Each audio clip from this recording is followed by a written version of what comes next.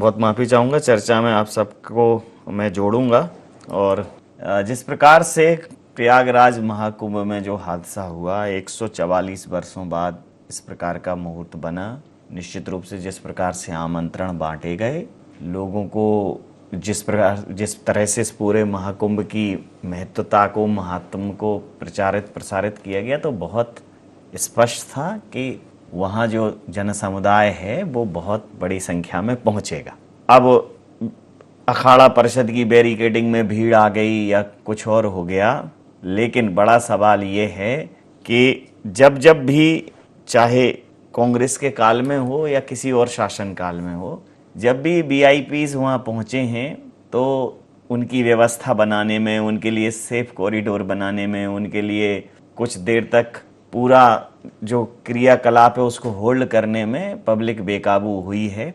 पिछले जितने भी हादसे हुए हैं ये उन्हीं का परिणाम है। तो अब जाकर वीआईपी कल्चर पर रोक लगाया है कि अब किसी को प्रोटोकॉल नहीं मिलेगा, तो पहले प्रोटोकॉल क्यों दिया जा रहा है? और क्या भगवान के महाकुंभ में भी कोई वीवीआईपी और वीआईपी होगा? जिस प्रकार से वहाँ तमाम सैलानियों के लिए या जो भी विदेश के लोगों के लिए जो सुविधाएं और व्यवस्थाएं जुटाई गई और सेटअप लगाए गए, एयर कंडीशन टेंट लगाए गए, सब जो आधुनिक सुविधाओं से सुसज्जित जो चीज़ें बनाई गई, अरे जिनकी हमारे धर्म में आस्था होगी वो आएंगे हमारे तरीके से, वो आएंगे हमारी व्यवस्थाओं में शामिल होने। और जिनकी आस्था नहीं है उनको 5 स्टार लग्जरीज दे के आप उन्हें सिर्फ एक बहती हुई नदी का फील उन्हें आएगा, उससे ज़्यादा उनको वो माँ गंगा मानेंगे नहीं।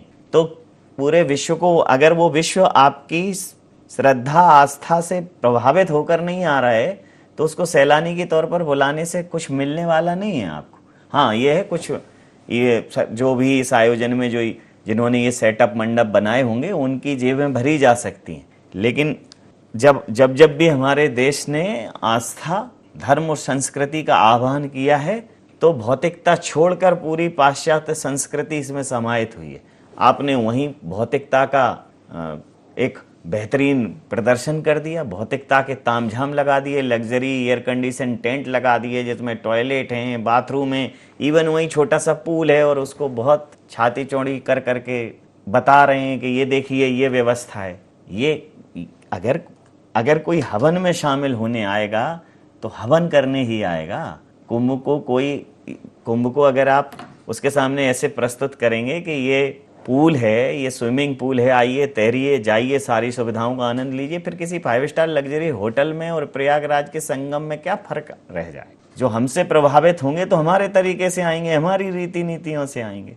तो जो हादसा हुआ है और जिस प्रकार का हादसा हुआ है, आप देख लीजिए, 5-5, 7-7 गाड़ियां जिन पर मोटरसाइकिल प्रतिबंधित है, उन मार्गों पर 5-5, 7-7 गाड़ियां चली जा रही हैं, वीवीआईपी को एंट्री मिल रही है। और वहाँ जो पब्लिक है वो पब्लिक का एक, कहते हैं जब पब्लिक भगवान के पास जाती है ना तो वो बाकी जगह तो न्याय मिलता नहीं है, शासन प्रशासन के दरवाजे पे तो मिलता नहीं है, तो भगवान के दर पे जाती है कि चलो यहाँ तो कम से कम। जब वहाँ भी उसको ऐसे बैरिकेटिंग करके जानवरों की तरह बाड़े में खड़ा कर दिया जाता है, उसका टूटता है धैर्य।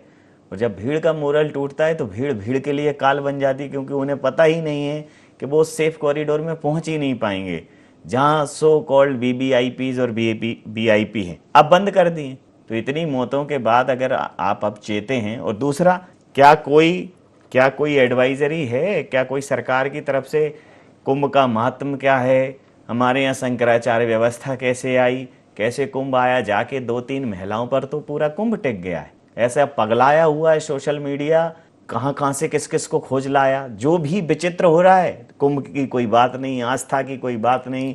वहाँ के ग्रामीणों के आसपास के जो लोग प्रयागराज के आसपास रहते हैं वो बरसों से कुंभ का इंतजार करते हैं, उनके मन में क्या आस्था है, क्या भाव है, उसकी कोई बात नहीं। 1-2-4 मिनट की रिपोर्टिंग देखने को नहीं मिली।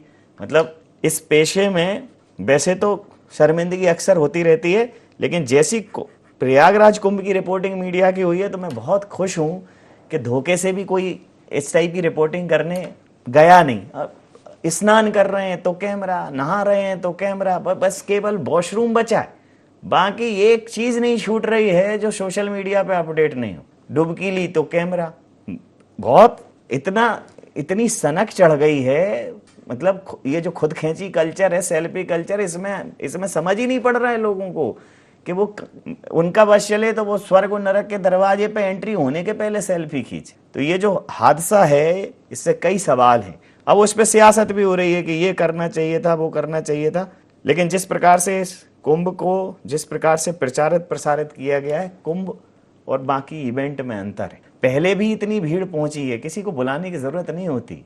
आस्था और उसके ज़्यादा व्यवस्थाएं सेटअप धार्मिक स्थलों पर जो सरकारें लगा रही हैं वो ठीक नहीं है। थोड़ा कष्ट लेके जो जा सकते हैं जाएं। भगवान तो बैठे हैं ना दुर्गम जगहों पर, अमरनाथ पर बैठे हैं, तो बिल्कुल उनकी छाती तक काहे मार्ग बनाए दे रहे हो? जिसकी क्षमता होगी जाएंगे ना, इसीलिए बैठे। अगर उन्हें नीचे सुविधा होती तो बैठ जाते कि आओ भाई दल दो हमारी छाती पर मुंह, तो बैठे हैं उधर जाके। तो जहां भगवान ने जैसे जैसे जिस स्तर पर जाके भगवान ने अपना सेटअप लगाया है, भगवान जैसे स्थापित हुए हैं, अवतरित हुए हैं, आस्था को, श्रद्धा को, भक्ति ही रहने दो। तो इसी मुद्दे पर करेंगे चर्चा।